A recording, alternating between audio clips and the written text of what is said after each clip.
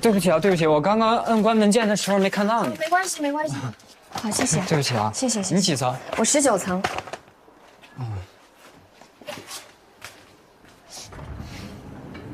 哎，你也去19层啊？啊，19层是我们律所，你是去咨询的吗？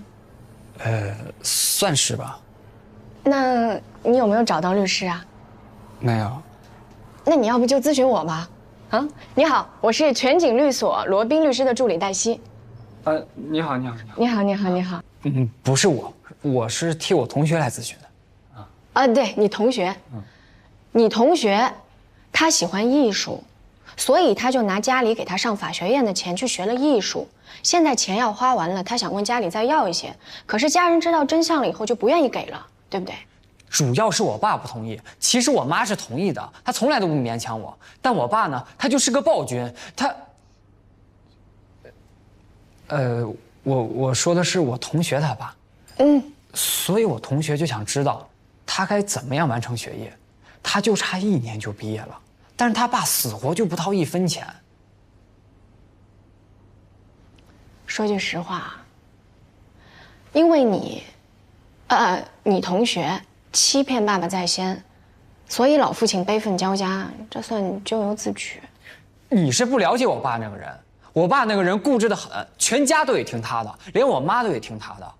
我要是一开始就跟他说我不读法学院，去读艺术学院，他肯定暴跳如雷，早就不给我1分钱了。你到18了吗？我21了。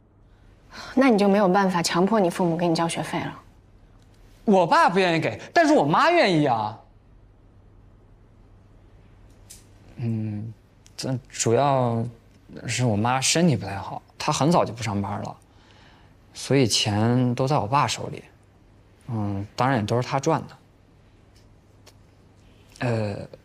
我说的是我同学家的家庭情况。我明白，我明白。我就跟你说一点，虽然说你妈妈不上班不挣钱，虽然说钱都是你爸爸挣的，那也叫夫妻共同财产。不能说你妈妈没有上班没有挣钱，她就没有资格去花钱，没有资格去做任何的决定。即使他们离婚了，其中至少有1半的钱还都是你妈妈的呢。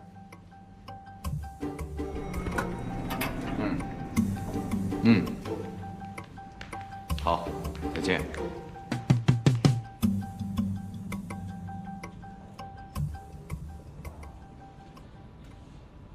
我就是提供一点小小的可能性而真的已很感谢，并不是最终的，就是一点点可能。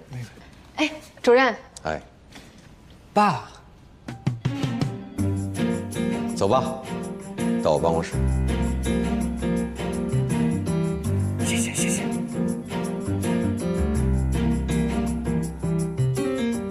你怎么能给他儿子出离婚稀产的主意呢？我知道这是他儿子的。我说丽娜姐，你为什么事先不告诉我？我以为你知道，我怎么可能知道呢？就算你不知道，你也不能随随便便给人家出主意让人家离婚呀。哎呀，是他把他爸说的特别的专制，说他跟他妈长期匍匐于他的专制之下。这你也信？这个封家豪一点都不省油，他完全不懂得心疼他父母。他妈妈都病了好几年了，一直瞒着他，不敢告诉他，就怕影响他学业。可他呢，过年带着他女朋友去周游世界，还骗他们家人说他在实习。我已经成年了，我有权利按照自己的意愿度过一生，哪怕是穷困潦倒。你说的对，你已经超过18岁了，你已经是成年人了，你要对自己的人生负责任。我告诉你，从今往后，生活费、学费最好你自己解决，记住。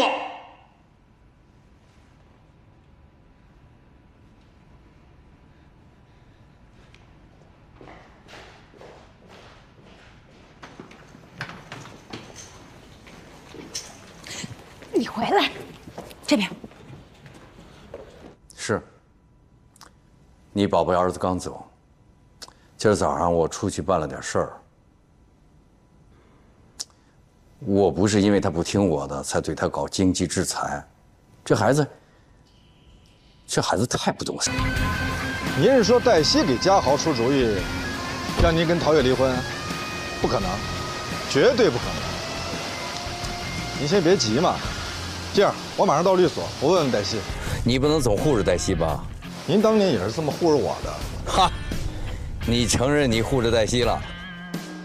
我这是爱护的护，不是袒护的护。如果说黛西真的这么做了，我马上让她收拾东西走。可如果万一是嘉豪理解有误呢？所以您别急，我先问问，好吗？让黛西到办公室来。他已经被何塞炒了。什么？就因为他得罪了封印？他得罪封印了？谁跟你说的？封印跟你说的？怎么说的？封印想把他炒了？没有。那何塞是为什么呢？他失控了，黛西就撞他枪口上了。其实黛西就是堵了枪眼，你都没看见今天何塞跟疯了一样。幸亏咱们国家有枪支管控，不然的话，如果谁给他一把冲锋枪，现在办公室已经横尸遍野了。这是谁搞的？从小学同学写起，怎么不从幼儿园写起？何塞搞的，神经病！所以我跟你说他疯了呀。我看暂时还是不要让他再管助理了。那让谁管？哪怕你先接过来呢。丽娜，你在开玩笑？你看我像在开玩笑吗？你今天根本没有在场。我不用在场。他每隔一段时间都会发作一次，几乎每个月一回。这次是百年不遇。你跟他认识100年了吗？为什么我最近不管说什么，你都要呛着我呢？我不是要呛着你，我是要告诉你，他什么都没有，没有朋友，没有女朋友，没有家，没有孩子，他只有工作。如果你再不让他管助理，他一点存在感都没了。那你就是打算袖手旁观了？要不要我现在跟黛西说，让他明天来办正式离职手续？我只是说不能不让他管助理，并不代表我袖手旁观。通知黛西明天照常上班，何塞没有资格开除他。我已经这么跟他说了。谢谢。但是何塞也说了，这次他绝不妥协，他和黛西必须走一个。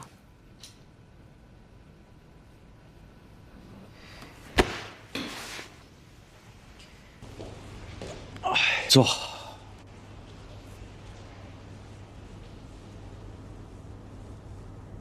怎么了？想跟你商量商量。今天我们做个交接，你接替我的工作，我指的是职位。出什么事儿了？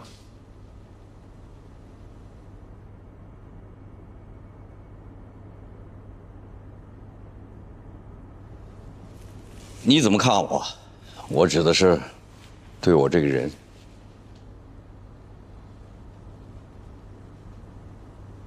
良师益友，发自内心的，真的。良师益友，我对你们来说是良师益友，对我的家庭呢，我是什么？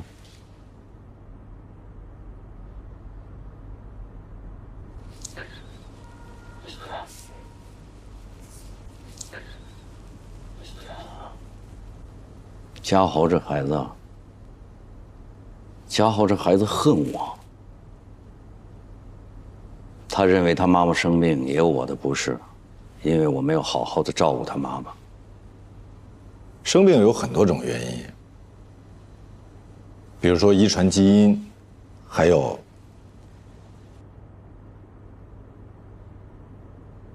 说实话，陶月嫁给我，确实是非常辛苦。嘉豪啊，他问我，他说：“你说你对我妈妈好，好在哪儿啊？你们俩连个结婚照都没有。”那说明不了什么问题。您是嫌拍婚纱照太俗气？我也是这么跟嘉豪说的，可是他不这么认为。他说：“你嫌结婚照俗气，你干过什么不俗的事儿？你除了工作，你带我妈妈去国外旅游过吗？你陪我妈妈逛过街，买过东西吗？”那是因为您一直在工作，您一直在为了支付这个高额的医疗费，在工作。陶月他生病啊，是这几年的事儿。在没生病之前，我真的是没有好好的陪陪他。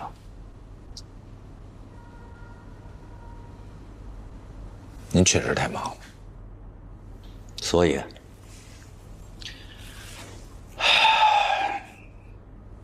以我决定离开律所，好好的陪陪陶月，要不然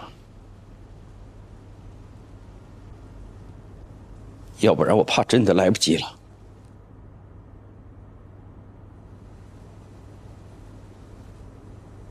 您可以请假嘛。比如说律所有什么非常重要的事儿的时候，您回来。平常您有在家里陪陶月，我相信大家都可以理解。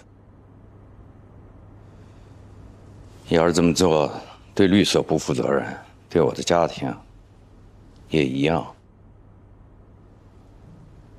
我不能再这么继续下去了，我不能总对陶冶说对不起，律所里有事儿，不行，欠陶冶的是一定要还的。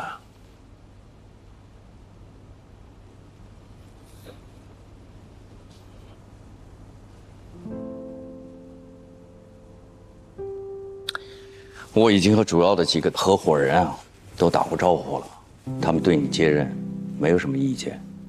管委会在小范围里边已经做了调查，你的呼声很高。从今天起就是现在，你先干起来，人事部门走程序，同时进行。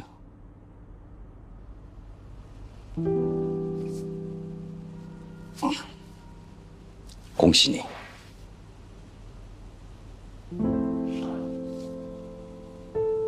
恭喜你，罗宾主任。我希望全景在你的带领下风生水起，蒸蒸日上。来吧。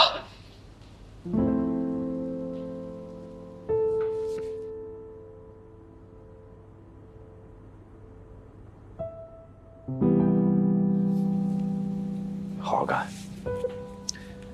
我今天就先回了。我那办公桌里乱七八糟的东西，哪天你吩咐个人给我送到家里就行。放心吧。好，那我走了。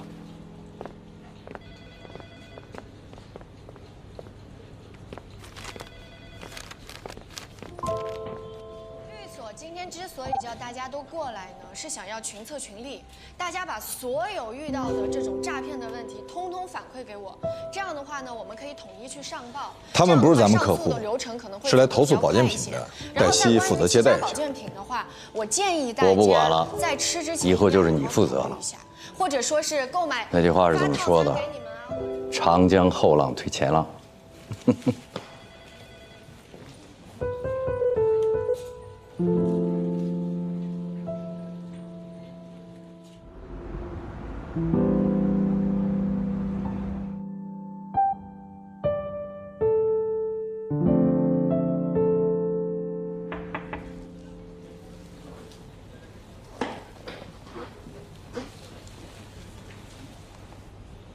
祝贺。祝贺什么？你知道？你是怎么知道的？蛛丝马迹。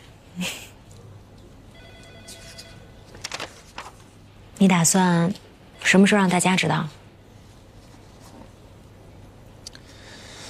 我想恐怕程序上还需要一些时间吧。是你自己还需要一些时间吧？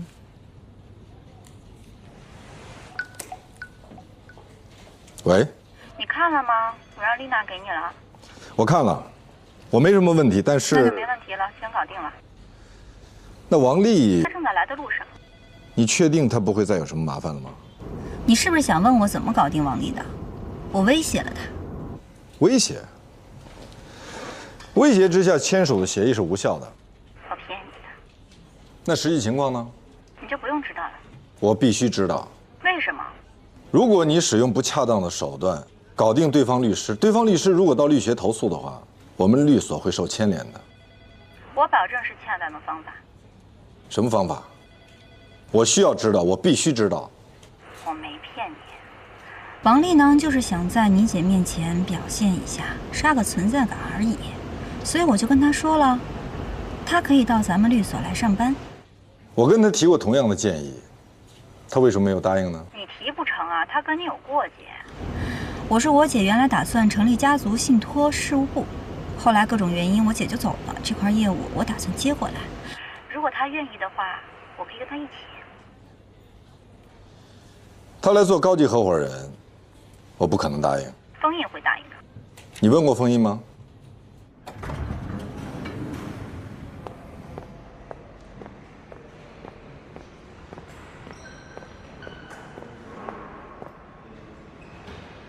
有时间吗？你说现在？你如果时间紧，我就长话短说。不，请说。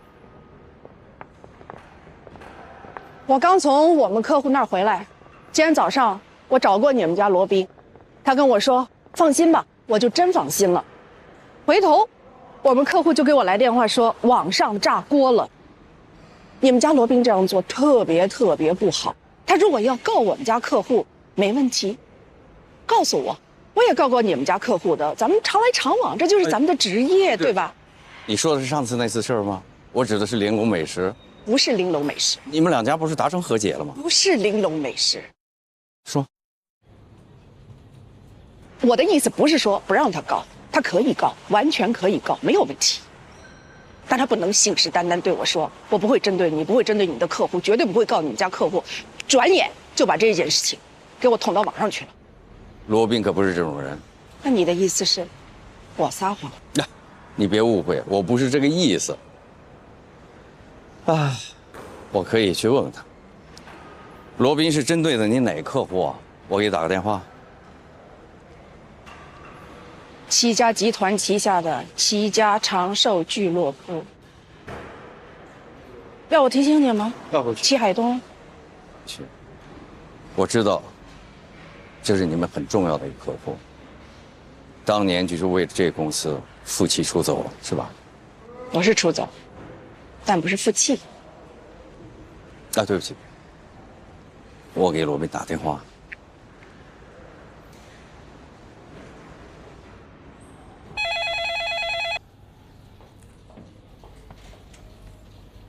好，那我们等一下说。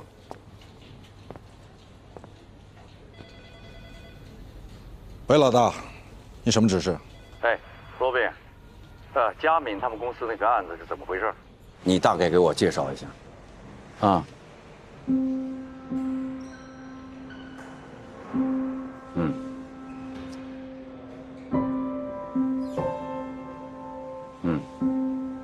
我大概清楚是怎么回事了，关键是你以后怎么处理啊？我想让黛西先去了解一下情况，然后我的意思啊，到此为止。行了，我挂了啊。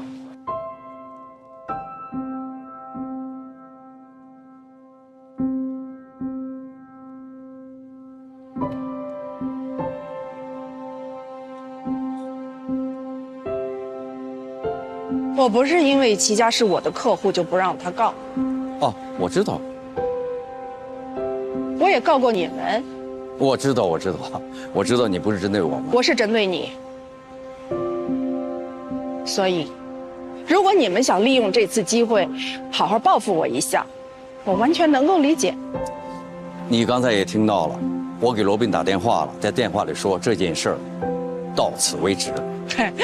我了解你，当着我的面儿，你给罗宾打电话说到此为止，我转身一走，你再给他个电话说该怎么办就怎么办。我在你心里就是这么个形象吗？还是美颜过的。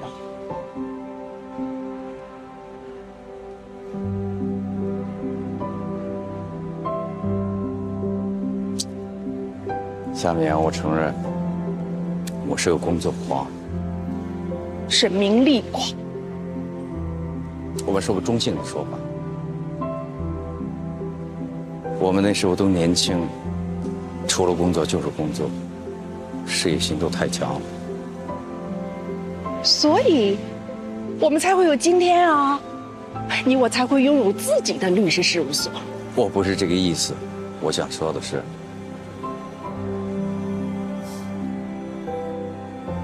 其实人这一辈子，除了工作，还有事业，还有其他很多值得自己追求的东西。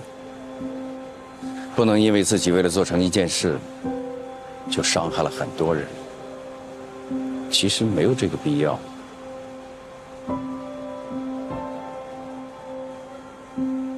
我再也不会做那些蠢事了。好，这事我知道了。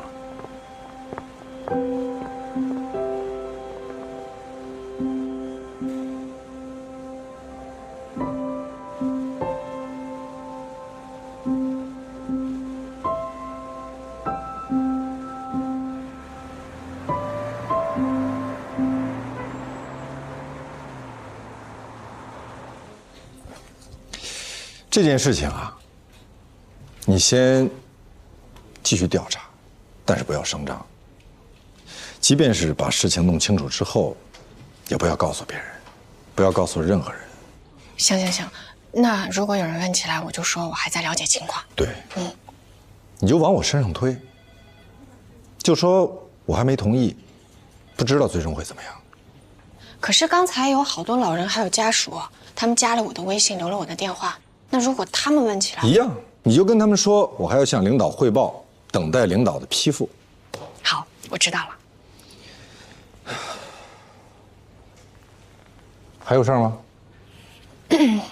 其实有一件事儿，我一直想要跟您探讨一下。那为什么一直没说呢？因为涉及到您的家人。我姐。其实一开始我还是挺同情罗七姐的。那什么时候不同情了呢？也不是说不同情吧，只是我觉得，她不应该动不动就不让季玉见小安吧。现在的情况是，小安的后妈在告她的亲妈，两边的关系非常紧张。请问，如果是你的话，你会怎么做呢？如果是我，我不管怎么做，我都不会不让她见孩子，因为孩子是无辜的。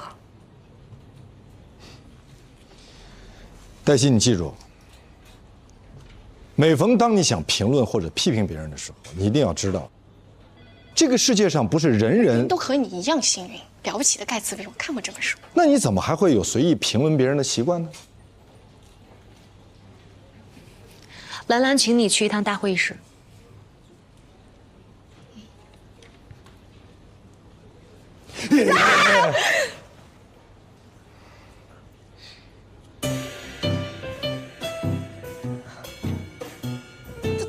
他跟你学坏了。我？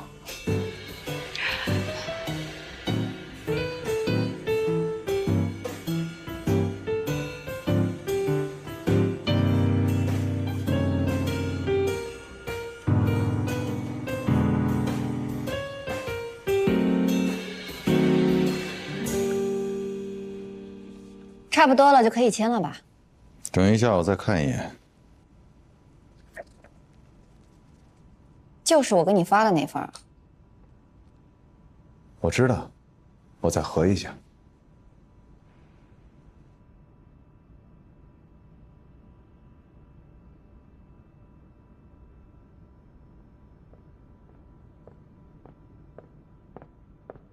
为什么不等我？大家不知道你要来。你既不是当事人，又不是当事人的律师，为什么要等你呢？他也不是当事人，他也不是当事人律师，他为什么在这儿？何才老师，本来蓉蓉的合同应该给你看的，但是我们突然遇到了你父亲离世。在我的家庭教育中，生死都是小事儿，只有工作才是唯一的天大的事儿。哎，这是一份不应该被签署的协议。蓉蓉，你现在需要的是一份离婚协议，我已经给你们起草好了。啊？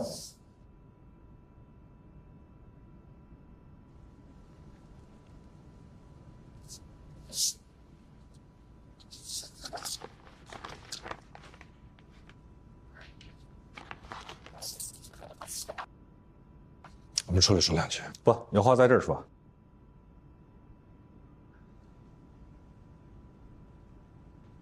何在，我知道你父亲的去世对你打击很大。我们正在说专业的问题，不要谈跟专业以外的事儿。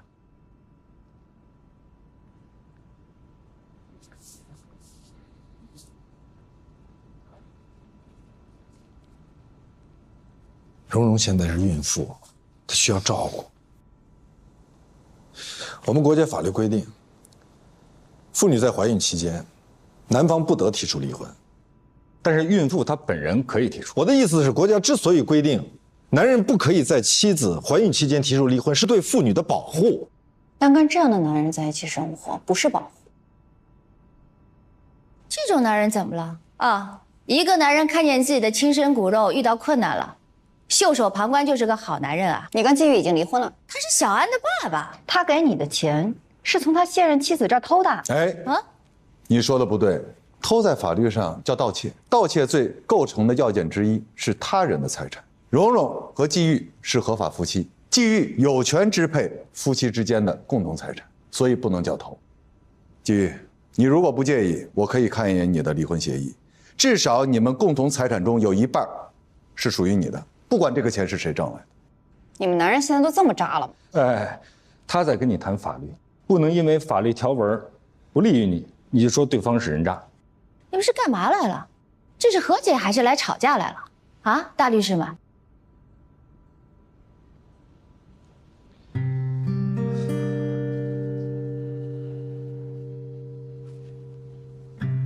我觉得罗琦说的有道理。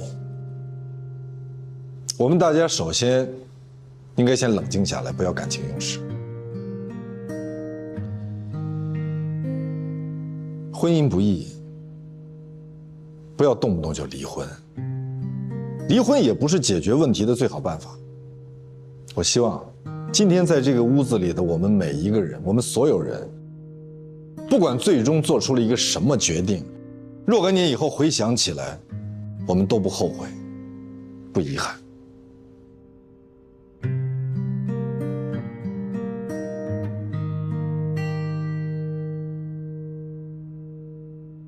所以现在讨论这件事情之前，我们先来确认几件事实，然后我们一起共同来确认一下，可以吗？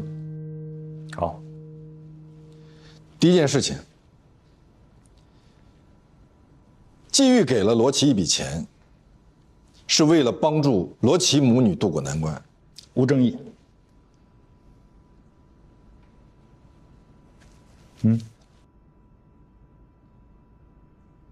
第二件事情，蓉蓉起诉罗琦，让罗琦归还季玉这笔钱，因为他认为这笔钱是他跟季玉的共同财产，而季玉怎么支配这笔钱，应该得到他的同意。无争议。第三件事情，罗琦因此起诉季玉，剥夺了季玉对孩子的探望权。事实无争议，但是做法欠妥。那怎样才算正确呢？您示范一下。我前夫的现任妻子在法院告我，我呢每个星期还要带我的孩子去见他，会不会影响孩子的身心健康啊？再说了，孩子会不会问爸爸，这个在法院告我妈妈的女人是谁呀？这个阿姨为什么要跟我爸爸结婚在一起啊？那到时候让他爸怎么回答呀？所以我的建议啊，就是你们先办好离婚手续啊，只要你们两个离婚了，这所有的问题都不存在了啊。以后你们自己赚的钱自己花，有困难都自己解决。如果有困难愿意帮忙，那算情分；如果不帮，那也不用勉强。何塞，你给出的这个建议，别人不说，蓉蓉都会恨你的。为什么？你看她，你真的以为她哭成这样是因为钱吗？是因为她怀了那个男人的孩子，她还爱着他。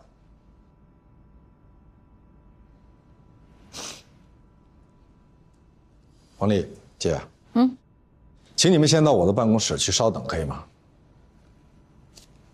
没问题。好吧。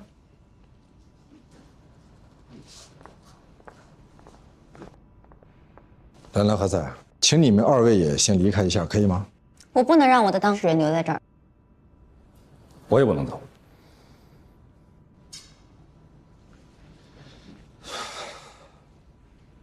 那可以跟你换一下位子吗？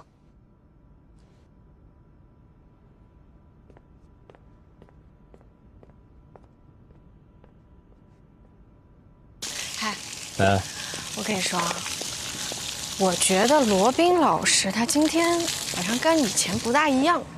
是吗？我知道为什么。你知道为什么？我知道。为什么？哎，你真不知道吗？我真不知道为什么。哎，坐。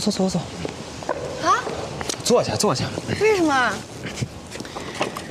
罗宾啊，要当你们所老大。真的？真的。哎，不对，那封印呢？封印保留一个虚职，当顾问什么的。廖佳敏跟你说的？不是。那你是怎么知道的？啊？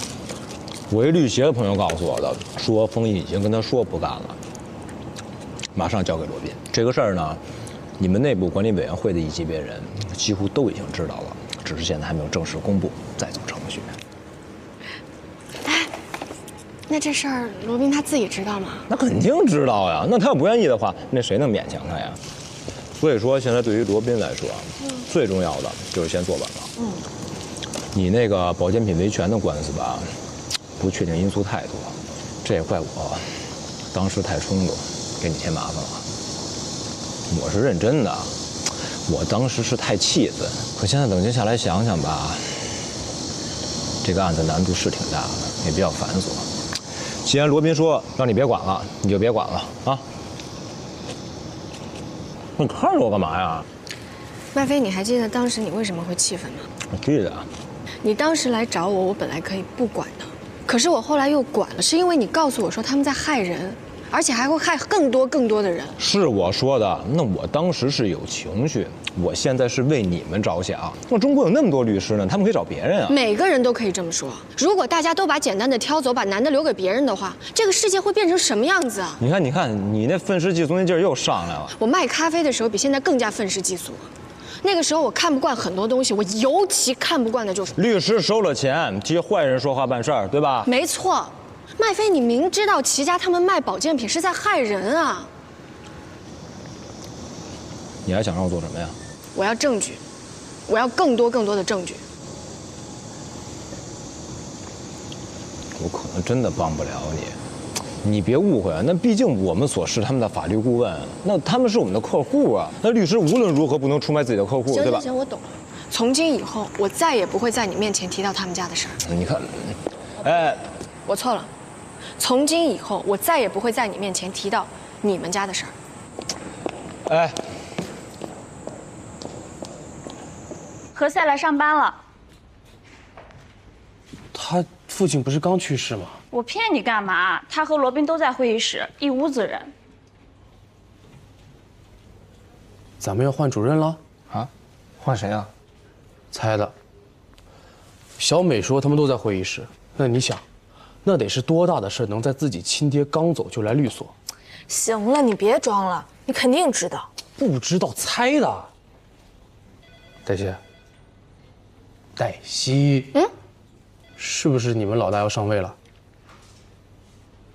什么呀？那会议室一屋子人，你们不认识啊？我就说一屋子人，但没说那些人是谁。高峰直接就联想到换主任了。猜的嘛。是。季玉瞒着你，给了他前妻一笔钱，是他做的不对。他应该提前告诉你的。他如果提前告诉了蓉蓉，蓉蓉不答应，那么这个钱到底是给还是不给啊？难道你是怕我反对，才不跟我说的？你有没有考虑过我的感受？他不是不考虑你的感受，是因为他不想变成自己曾经憎恨的那种人。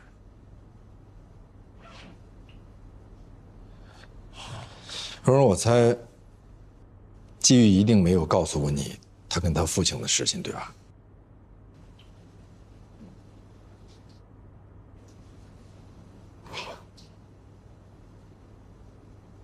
季玉，你应该告诉他。我想跟你说的是，季玉的父母在他很小的时候就离婚了。在他上小学的时候，他需要交学费、交学杂费，他的母亲都让他去跟他父亲要。可结果呢？他的父亲一直在推三阻四。行了，罗宾，行了，好了。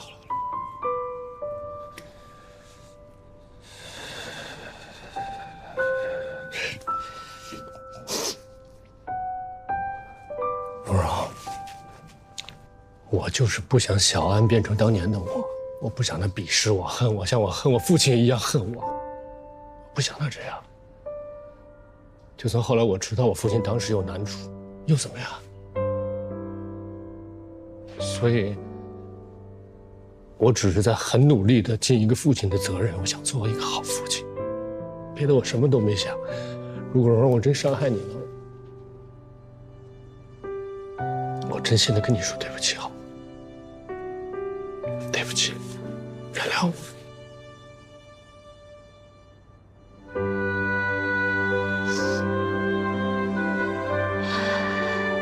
谢谢。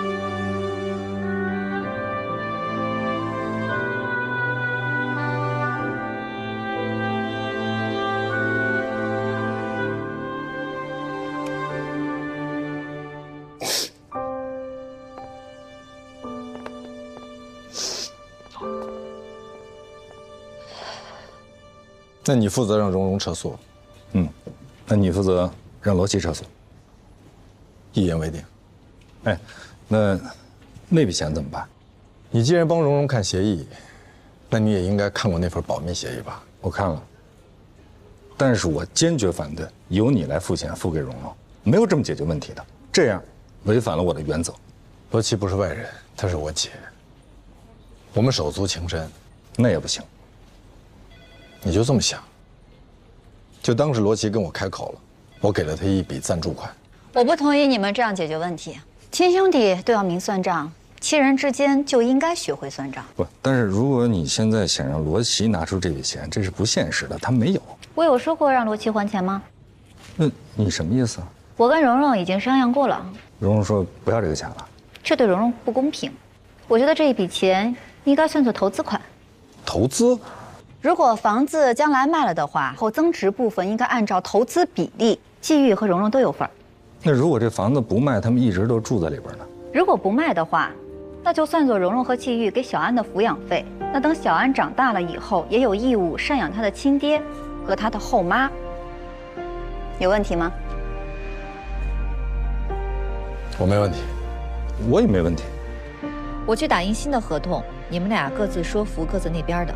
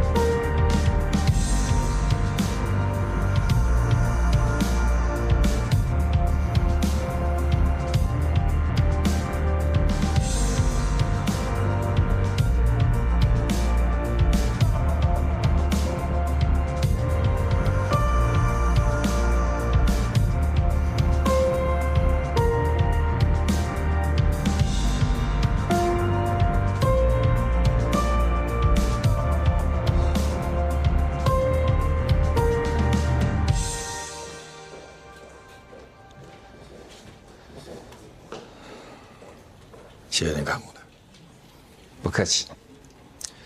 你也早点回去吧。我为什么要早点回去？你父亲刚刚过世，所以我要化悲痛为力量。如果有什么需要我帮助的话，我会跟你说的。那你父亲的追悼会，我父亲不希望别人打搅他。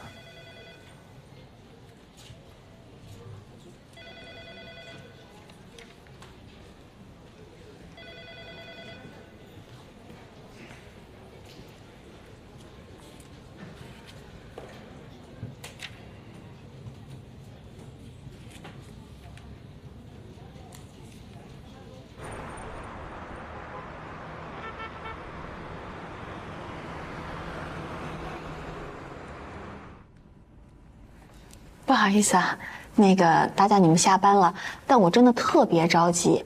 常胜呢，他希望我尽快能够签，所以我就给黛西打了电话，想让你们帮我看看。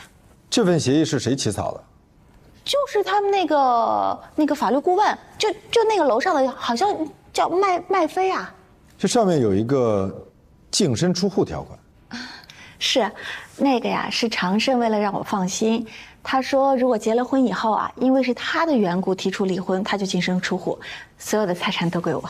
这是无效条款。啊？为什么？黛西，你跟他解释一下。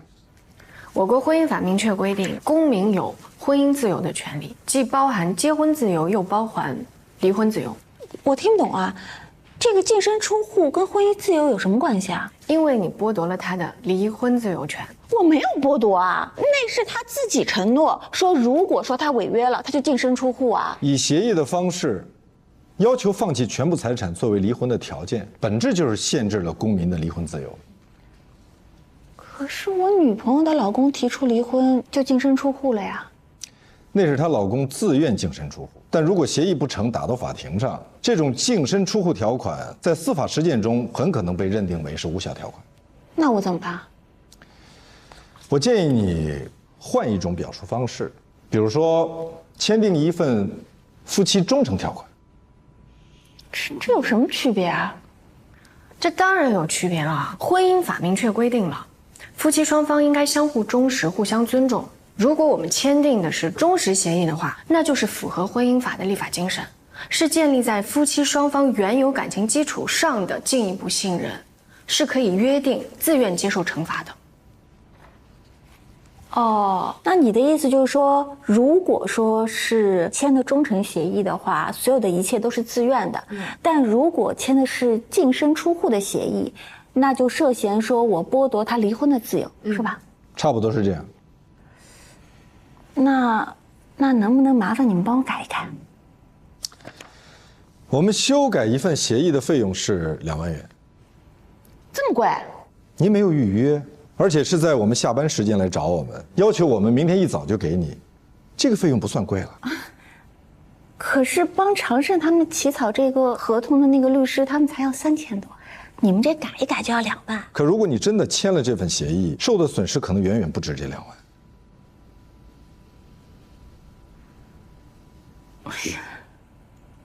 那个，我再想想。好，不好意思啊，那个我再仔细看看，我再仔细想想。打扰你们了，不好意思，浪费你们时间了。我一有消息就给你们打电话。好，耽误你们时间了啊！哎，不用送了，不用送了，拜拜，拜拜，拜拜。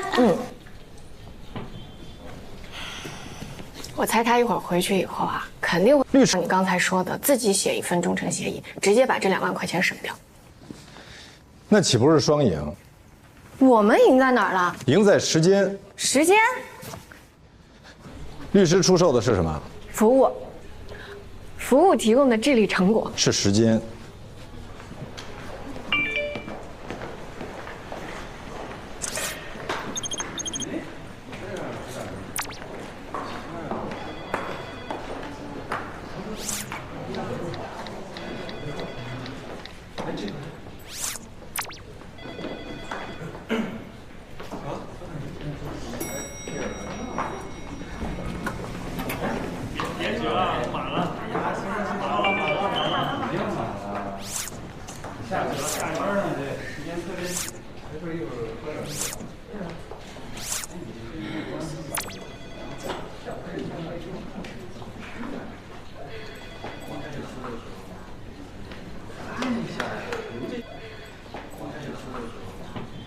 你好啊，谢谢。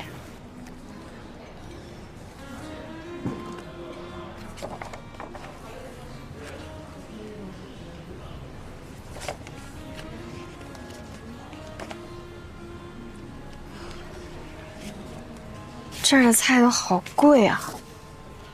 我请你啊。那就你点吧，我不大会点菜。要一份你们这儿的双人套餐吧，请稍等。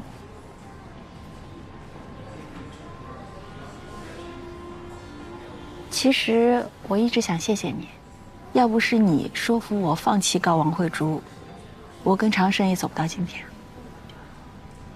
这只是我的工作，是罗宾让我说服你的。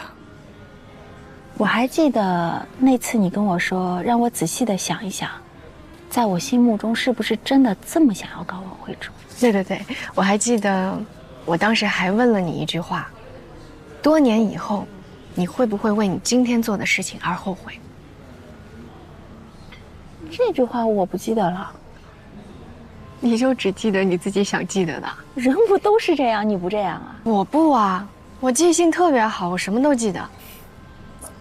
你那天走了以后啊，我仔细的想了一想，在我内心深处，与其说我想要告王慧珠，不如说我最想要嫁给长生。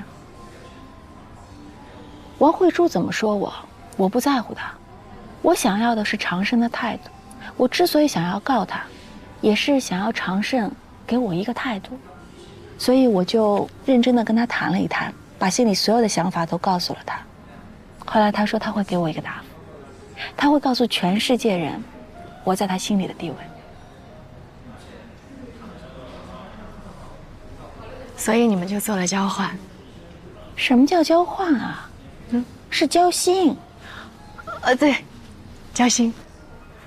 长胜呢是个有信用的人，我也是，所以在官司结束之后，他就向我求婚了。哇塞，哇，恭喜啊！其实我一直想请你吃饭，但是你也知道，整个婚礼的筹备需要做好多事儿。今天呢，在下班之前，我收到了一份协议，长胜告诉我说是他们董事会一定要我签的。其实当老板的也挺不容易的哈，像我们普通人一般来说只需要父母同意就行，他还需要董事会同意。我知道我今天可能找你们找得有点太匆忙了，罗宾律师是个大律师，而且又这么的忙，但我真的是有点着急。你是怕长胜他改变主意，夜长梦多啊？那倒不是，我最主要，其实我是怕他等不了。哇，恭喜，恭喜，恭喜，恭喜，恭喜！谢谢，谢谢。你看啊，我知道，其实很多大律师有很多工作是你们小助理在做。啊，不是的，不是的，我们只是辅助性的。我只要你辅助性的就行啊。啊，我当然不是舍不得那2万块钱啊，我是觉得说像罗宾这么大的律师，我这么小的事儿，我觉得杀鸡不用宰牛刀啊。你该不会是想让我帮你杀这个鸡？或者说，我改，我把这个协议改完，你帮我看，行吧？那你改好给我，我帮你看一眼。要不咱们现在就改吧？现在啊，你说我改好吗？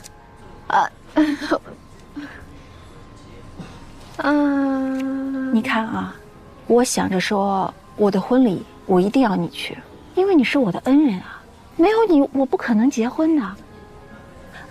我婚礼呢就在几天以后，我过生日，那就只有7天了。你怎么知道啊？因为我们签过合同，合同上有你的身份证号。你背我的身份证号干什么？因为我过目不忘。等会儿。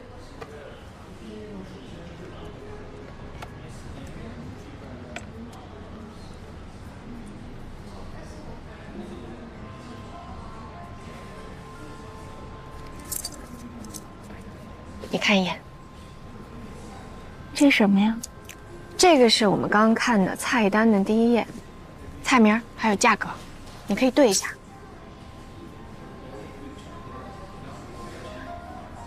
你是扫描仪呀？哎，你记性也太好了一点吧！我真的太崇拜你了。我这个人就记性不好，记性不好也挺好的，可以把那些不该记住的事儿都给忘了。也对，也对，就有的时候吧，我现在发脾气，我一会儿我就忘了。我妈老说我没心没肺的，说我这个人啊容易被人骗。那我以后有什么事儿，我都多问问你。你说呢？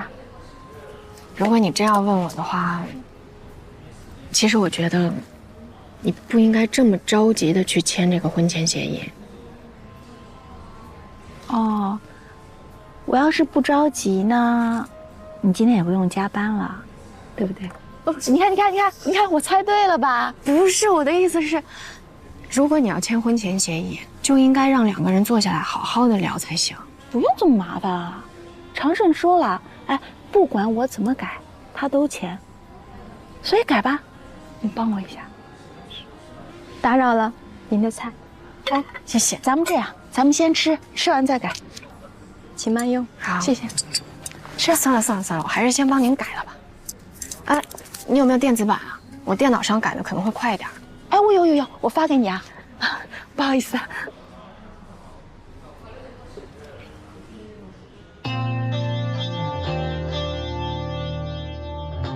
哎呀妈，我真是求您了。何赛老师好像也喝这个吧？嗯，好。你看人家高峰，为了跟何赛老师保持一致，咱们做律师的啊，要注意形象。减肥的常经常。减肥的，哎，你够瘦了，你不用减。我们的形象差。干嘛？走了，开会了，赶紧走了。哎妈，那边叫我呢，我去开会了啊，咱晚上聊啊。哎，好嘞。怎么了这是？我妈，天天给我找事儿，7大姑8大姨，各种免费法律服务。我们家也是，我妈还跟我说，找律师一定要找自己认识的。哎，那要是家里没有干这一行的呢？那就找熟人介绍呀。我跟你们说啊，咱们幸好是律师，我舅舅医生，街坊邻居头疼脑热、发烧住院都找他，那一天天的，咱们就别抱怨了啊。是，其实咱们没什么可抱怨的，咱们律所连罗宾和何塞在内都不能免诉，家里人说低了就低了，又不能谈钱，又得随叫随到，不管大事小事，占理不占理，咱们都得去。何赛老师，你们最近特别闲呀，是不是？哎，你最近在忙什么？啊，我最近在忙一个保健品的案子，您吃吗？啊，不吃。具体说说。不过什么？保密啊。罗宾不让你告诉我，还是说你要去请示罗宾才能告诉我？不是的，您误会了。只不过是因为这个案子，罗宾老师他还没同意我做呢。为什么啊？可能跟龙科有关系。什么关系？那个保健品是龙科的客户。那有什么关系？做啊，他不让你做，我让你做。何赛老师，不用写。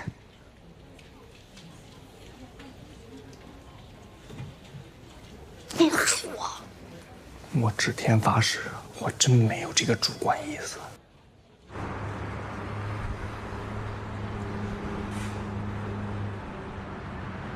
何塞知道你要当主任了吗？还不知道。你怎么知道他还不知道？感觉。那你觉得是不是应该在正式公布之前先告诉他一下？主要是他父亲刚刚过世，我想缓一缓。你们在议论什么？没议论什么。我去接个电话。你有什么事吗？你们有事瞒着我？没有啊。没有。那为什么我一来，丽娜就出去接电话了？她有工作，你听到她的电话响了。好吧。你为什么不同意黛西做保健品的案子呢？我是觉得像这种案子，我们必须要慎重，否则被对方抓到把柄，告我们一个损害商誉，可就麻烦了。如果你有顾虑，我带着黛西一起干。何塞，我是觉得像这种案子，起码不能大张旗鼓。你是说不要打草惊蛇？对不起，打断一下，我得马上回去一下。我们小区的物业和业主委员会打起来了，我是业主委员会的负责人。为什么打起来了？物业要卖小区的车位。我陪你去。我也去。不用，又不是打群架，你忙你的。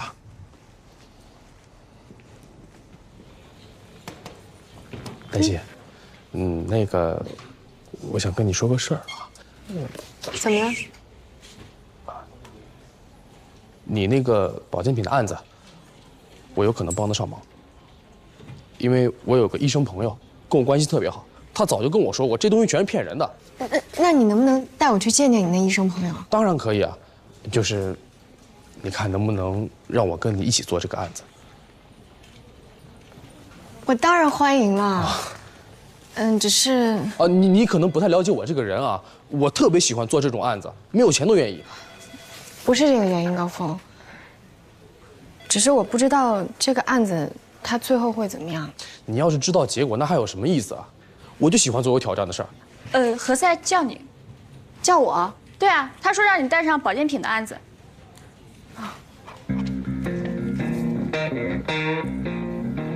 谢谢你。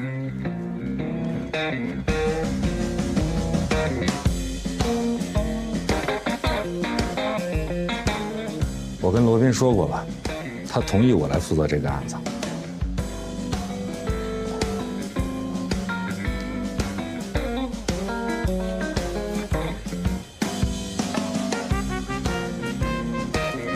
跟我说说，到什么程度了？这个案子呢，一开始我是从麦飞那里知道的，然后呢，现在有好多老人，他们都陷入到了这个案子当中。哦，对了，我在会议室的时候，各位，听我说，不要太激动，今天事情一定会圆满解决的。我们请来了京城著名的物权法律师，我给大家隆重介绍一下，这位是朱